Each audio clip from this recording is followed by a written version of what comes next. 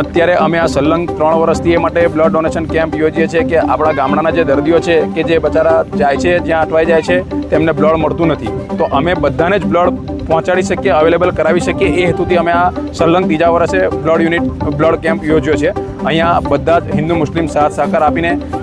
કોમી એકતાના પ્રતિક રૂપે બધા ભેગા થઈને બ્લડ ડોનેશન કરે છે અને આ વખતે અમારો ટાર્ગેટ લગભગ 500+ છે.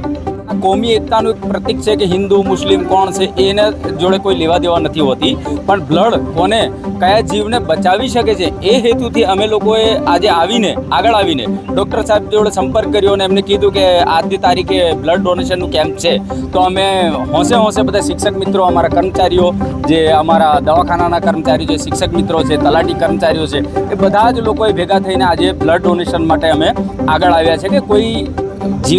વ્યક્તિનું જીવ બચી શકે.